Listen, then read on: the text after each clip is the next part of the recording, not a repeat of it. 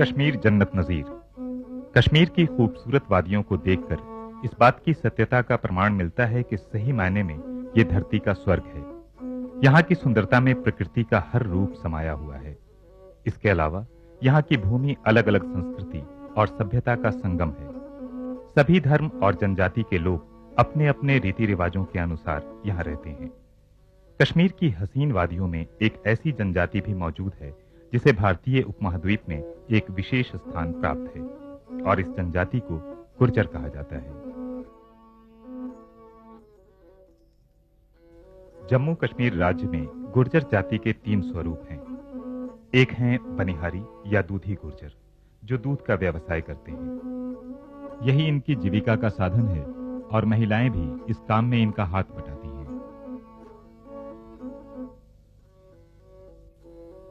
दूसरा है बकरवाल गुर्जर, जिनका काम मुख्य रूप से भेड़ या बकरी पालन होता है। शायद इसी कारण इन्हें बकरवाल गुर्जर कहा जाता है। तीसरा स्वरूप है मुर्गाबी गुर्जर, जो खेती बाड़ी का व्यवसाय करते हैं। जहां तक जम्मू कश्मीर के गुर्जर बकरवाल कौम का ताल्लुक है, ये 3 हिस्से हैं। इसमें अगर हम देखें प्रोफेशनली, पेशे के लिहाज से, एक गुर्जर वो हैं जो जिम्मेदारी से ताल्लुक रखते हैं और एक जगह पर वो बस गए हुए हैं। दूसरे वो लोग हैं जो भैंस गाय वगैरह रखे हुए हैं, उनको दूधी गुर्जर कहा जाता है, और उनकी जो है ज्यादातर रहन सहन उनका दूध के बेचने और उससे जो आमदनी आती है उसमें है। इनका एक नोमैडिक कैरेक्टर है। ये गर्मियों में ऊंची पास्चर्स पे चले जाते हैं और सर्दियों में नीचे वाले बालाई इलाके में आ जाते हैं। दूध वगैरह और पनीर की प्रोडक्ट्स, जितनी मिल्क प्रोडक्ट्स हैं जम्मू में और कश्मीर में, ये कैटर करते हैं। स्टेट के मुख्तलिफ जो मिल्क प्रोडक्ट्स हैं उसको करते हैं, स्टेट को कैटर करते हैं। इसी तरह एक तबका बकरवाल है जो बकरियां और भेड़ उससे ताल्लुक रखते हैं, उस लाइफ स्टॉक से ताल्लुक रखते हैं। इतिहासकारों ने गुर्जर जाति के संबंध में अपनी अलग अलग राय पेश की है। कुछ इतिहासकारों का मत है कि ये जाति मध्य एशिया से अपने पूरे कुंबे और माल मवेशी के साथ भारत के हरियाली वाले क्षेत्रों में आकर आबाद होते चले गए। श्री हार्नियल के अनुसार हुन जाति कई भागों में बटी हुई थी। इनकी सभी छोटी बड़ी जातियां अलग अलग समय पर 6ठी शताब्दी ईस्वी में भारत आई। श्री कैंडी के अनुसार गुर्जर पहले सूर्य की पूजा किया करते थे, लेकिन बाद में उन्होंने सूर्य देवता की ओर कोई विशेष भक्ति नहीं दिखाई, इसलिए गुर्जरों को ईरान से आया हुआ समझा गया। गुर्जर भारत की ही प्राचीन जनजाति है। गुर्जरों की अपनी अलग भाषा है जिसे गुजरी कहते हैं। इस जाति के सभी लोग इसी भाषा का प्रयोग करते हैं। ये इनकी मातृभाषा भी है। कभी कभी ये लोग कश्मीरी भाषा का भी प्रयोग करते हैं। ताजाब साख गिरे मांझी के जे निशानी, आता जाब साख गिरे मांझी के जे निशानी।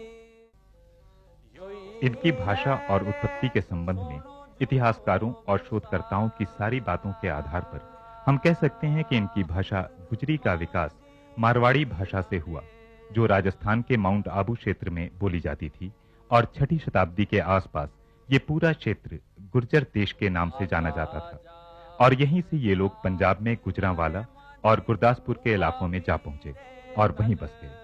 इसी दौरान गुर्जर का एक और वर्ग गुजरात के कठियावाड़ से निकलकर जम्मू कश्मीर पहुंच गया और वहीं बस गया, और साथ ही पंजाब में बसे कुछ गुर्जर भी जम्मू कश्मीर चले गए और वहीं के होकर रह गए। गुर्जरों की उत्पत्ति के बारे में ऐसा मत भी है कि कैस्पियन सागर के उत्तर पश्चिमी इलाके से ये लोग भारतवर्ष में आए और यहाँ पर अपने कुंबे को स्थापित किया। इन्हें कुषाणों का वंशज माना जाता है। सिकंदर महान के अनुसार उसके काफिले से जो कुषाण बिछड़ गए वही कालांतर में गुर्जर कहलाए।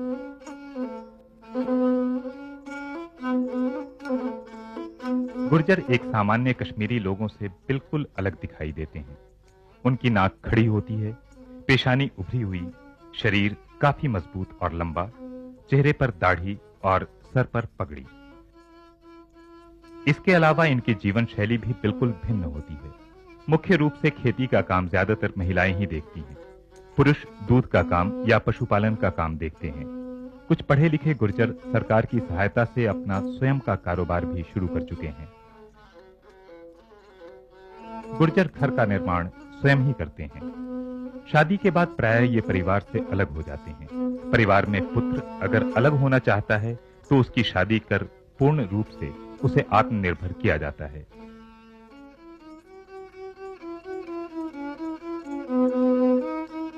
पिता या परिवार के मुखिया की यह कोशिश होती है कि घर के सभी जानवरों को बराबर बांटा जा सके।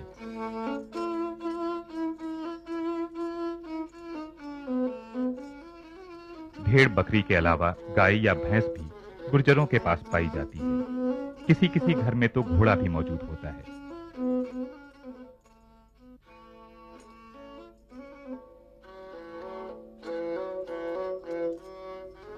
गुर्जर जाति के लोगों के घर प्रायः छोटे होते हैं, जिनमें 4 से 6 लोग मिलकर रहते हैं।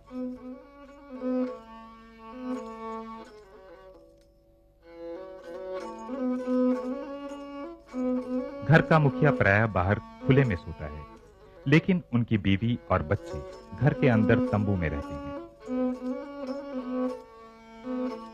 इसीलिए इन लोगों को खानाबदोश गुर्जर भी कहा जाता है।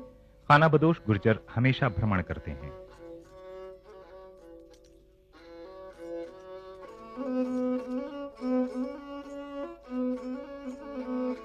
ये लोग काफिले के रूप में अपना सफर शुरू करते हैं और इस मुश्किल सफर में स्वयं एक दूसरे की मदद करते हैं।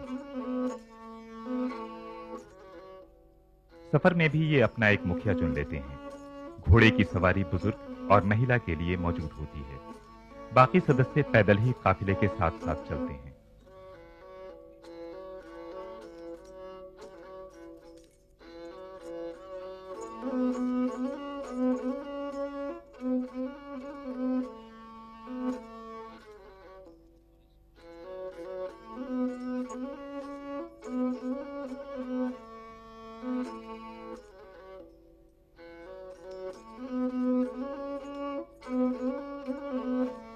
इनकी महिलाएं भी पुरुषों की तरह काफी आकर्षक होती हैं। इन्हें गुर्जरी कहा जाता है। ये काफी मेहनती होती हैं। गुर्जरी महिला स्वतंत्र होती है। यहां प्रति 1000 पुरुष में महिला गुर्जर की संख्या 856 है। संख्या में कम होने के बावजूद जीवन में इनकी पूरी भागीदारी है। सारा जीवन तमाम कठिनाइयों से संघर्ष करते हुए गुर्जर लोग कभी भी हार मानने के कायल नहीं। चाहे कड़ाके की ठंड हो या चिलचिलाती धूप, ये खुद को हालात के अनुसार ढाल लेते हैं।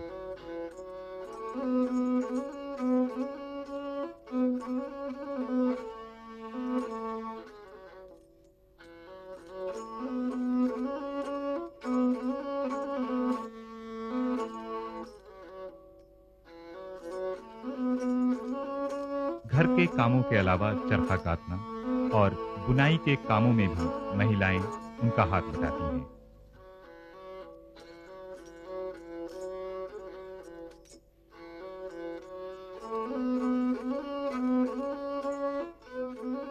इनकी दिनचर्या में जानवरों की सफाई है।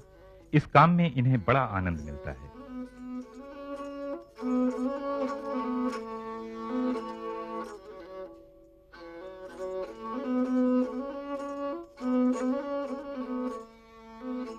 अपने बच्चों और अभिभावकों का इन्हें काफी ख्याल रहता है। इनकी महिलाओं को अपने बदन पर हमेशा भारी आभूषण पहनना पसंद है। ये सोने या चांदी के आभूषण पहनना प्रायः पसंद करती हैं। सोने या चांदी के आभूषण इनके गठे हुए शरीर पर और भी खूबसूरत लगते हैं। वैसे तो इन्हें सभी जगह आभूषण पहनना पसंद है, लेकिन कान के आभूषण का ये काफी ख्याल रखती हैं। कला के प्रति इनका प्रेम केवल जेवरों में ही दिखाई नहीं देता, बल्कि दैनिक उपयोग की वस्तुएं जैसे बर्तन इत्यादि में भी इनकी कला के नमूने साफ झलकते हैं। साथ ही ये कला के प्रति बड़े ही समर्पित होते हैं। अपनी कला को संजोए रखने और इन्हें हमेशा नए आयाम देने का प्रयत्न करते हैं। इनके घरों, इनके रहन सहन को देखकर इन बातों का अंदाजा लगाया जा सकता है। इन बर्तनों को घर में बड़े ही व्यवस्थित ढंग से रखा जाता है। ये जहां भी जाते हैं इन सभी चीजों को बड़े अच्छे ढंग से अपने साथ लेकर चलते हैं। जिन्होंने पर गए सरियोत रखया पैर तरन जर जर गे ओ तुपा तप के जिमी लाल होइए रू तड़फदा नियो पानी वाज साइया तुपा तप के जिमी लाल होइए रू ते तड़फदा नी पानी वाज साइया बिना बोली जम्मू लाट साइया तू ते चले। गुर्जर जाति के लोगों में बहादुरी रची बसी होती है। इसके अलावा मातृभूमि के प्रेमी होते हैं। जम्मू कश्मीर के गुर्जर चूंकि इस्लाम धर्म के मानने वाले होते हैं, इस कारण इनके रहन सहन, रस्म और रिवाज पूरी तरह से इस्लाम धर्म के अनुसार हैं। लेकिन इसके बावजूद इनके रस्म और रिवाज में कहीं कहीं हिंदू रस्म के असर भी पाए जाते हैं। गुर्जर जाति में जब भी बच्चा जन्म लेता है तो बच्चे को स्नान करवाने के बाद मौलवी साहब बच्चे के कान में अजान पढ़ते हैं।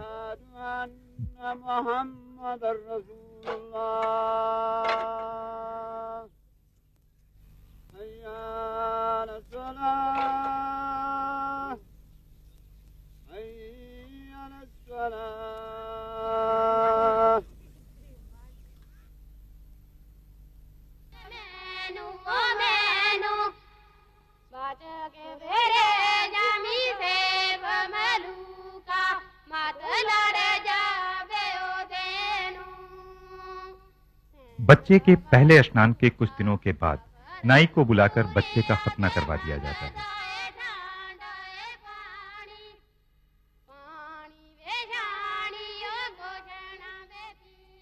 शादी में निकाह के इस्लामी रस्म के अलावा लड़की और लड़के दोनों के घर में तेल मेहंदी गीत गाया जाता है।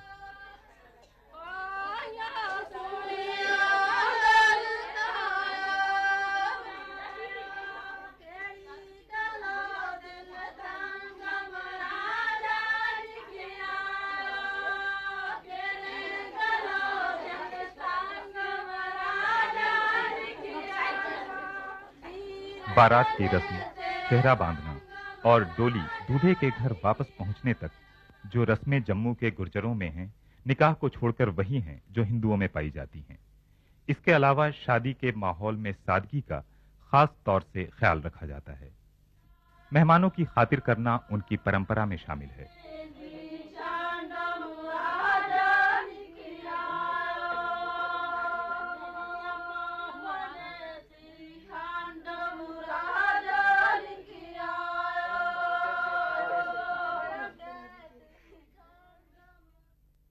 ताकि जो यो मारा जो पेश होए तो इसके लिहाज नाल हमने जरूरी है कि हर एक के नाल प्यार और मोहब्बत रखनी पोए।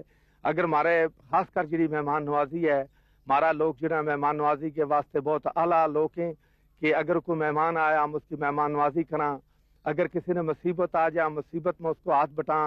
अगर कोई बीमार है हम उसकी बीमार की इलाज पुरसी वास्ते करा, उसको इलाज करावा। अगर कोई गरीब है तो उसके वास्ते हम चंदो जमा करके उसको इलाज करावा। अगर कोई गरीब मर जाए तो उसके वास्ते हम चंदो भी कर गए तो उसना हम दफन करा। उसको जरा जितना भी उसका फौत होने के बाद जरा जिसका जितना मतफन करना है या ख़त्म शरीफ पढ़ाना है या उसकी दुआ फातिहा करानी है उसके वास्ते भी हम चंदो कर गए इकट्ठो कर गए कि हम लोगों की मदद करा। जिंदगी के साथ मौत भी सृष्टि का अभिन्न अंग है। दुखों में एक दूसरे का साथ देने वाले गुर्जर जरूरतमंद परिवारों के लिए कफन दफन का इंतजाम भी आपस में चंदा करके कर देते हैं। अल्लाह अल्लाह नु बैठ के याद करिए, अल्फ लिखिया खास कुरान अंदूर हो मियां अल्फ दीन बाजी जिते रब राजी। खाली समय में इन्हें अपना लोकगीत काफी याद आता है। गुर्जर महिला एवं पुरुष कश्मीर की खूबसूरत वादियों में अपनी आवाज से वातावरण को और भी आनंदमय कर देते हैं। लोकगीत किसी भी जनजाति की सभ्यता और संस्कृति का दर्पण होते हैं। अगर हम गुर्जरों के लोकगीतों के संबंध में बात करें तो इनके लोकगीत अलग अलग अवसरों के होते हैं और ये लोकगीत ही इनके मनोरंजन का एकमात्र साधन होते हैं। प्रायः पुरुष और महिला गुर्जर लोकगीत गाने में पारंगत होते हैं।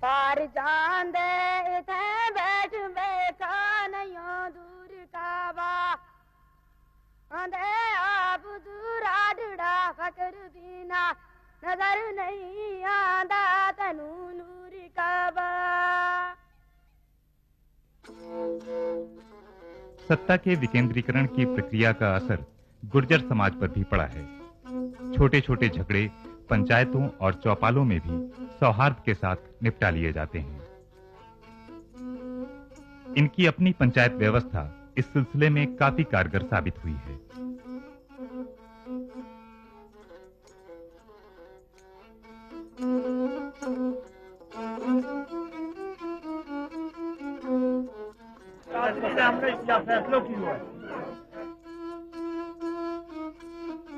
जम्मू कश्मीर के लोग अपने गुर्जर भाइयों की गरीबी, पिछड़ेपन तथा शिक्षा की कमी के कारण बहुत दुखी हैं। साधनों की कमी होते हुए भी इनमें दृढ़ निश्चय, स्थिर मन और अपार उत्साह है।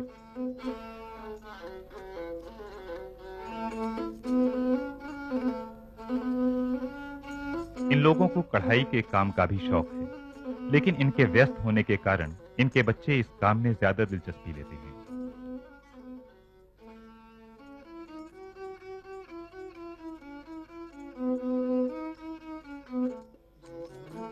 इनके लिए जीवन चलते रहने का नाम है।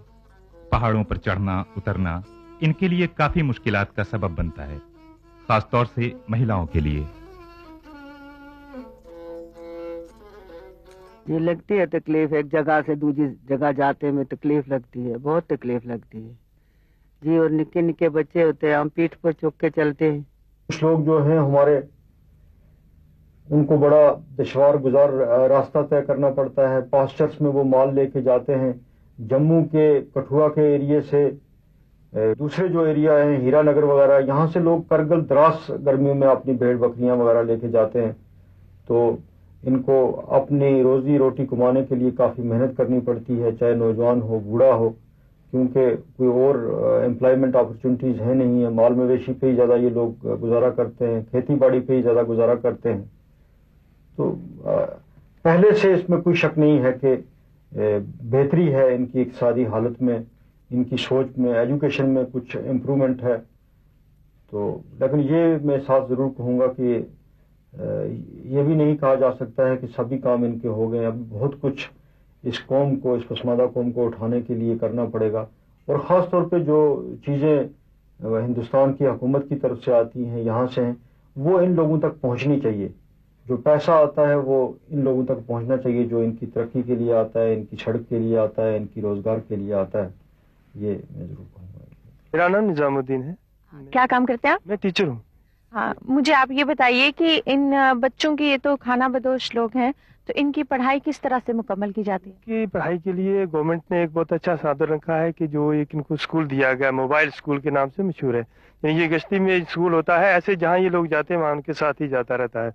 और इसमें जो ये गवर्नमेंट की तरफ से टीचर जो जैसे मैं हूँ तो दिया जाता है। और ये जो गवर्नमेंट का जो टीचर होता है ये इनके साथ ही साल भर रहता है। 2 लोकेशनें होती हैं इनकी, सर्दी और गर्मी की। जहाँ 6 महीने गर्मी में रहते हैं वहाँ 6 महीने गर्मी के लिए ये टीचर साथ रहता है, और सर्दी में भी 6 महीने के लिए साथ ही रहता है।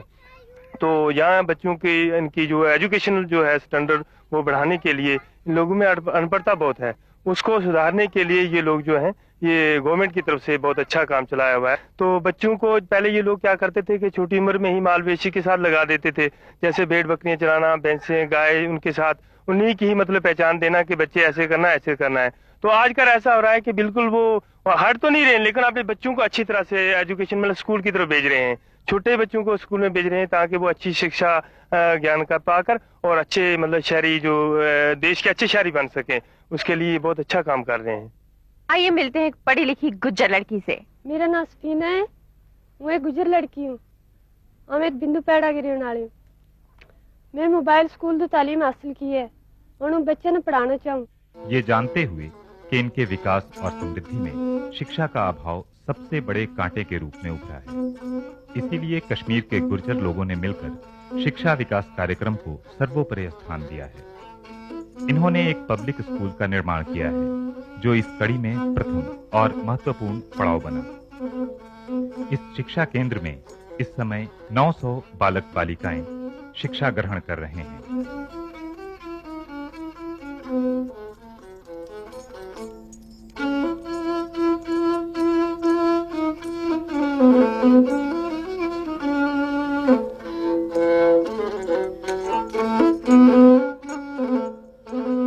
बच्चों को स्कूली शिक्षा की ओर आकर्षित करने के लिए उनको मुफ्त पुस्तकें, कपड़े और दिन का भोजन भी उपलब्ध कराया जाता है।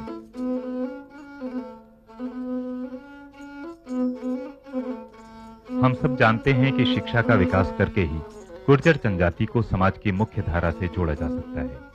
ये एक सत्य है। इस सत्य को ध्यान में रखते हुए सरकार इस जनजाति के कल्याण के लिए कई योजनाओं का संचालन कर रही है। इन योजनाओं को बड़े ही व्यवस्थित ढंग से क्रियान्वित किया जा रहा है, जिसके काफी अच्छे परिणाम सामने आए हैं।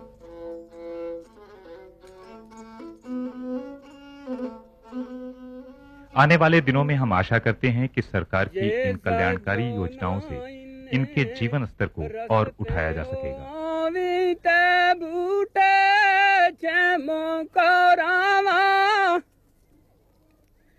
के जे सजो नाइन रसते ओ अमित बूढ़े छेमो करावा सुनो तेरे दामन ले चुका के लाला नाल तुलावा तेशक मोजा जी कच दावे चूड़ा ते चाड़ा दिया पाजो जा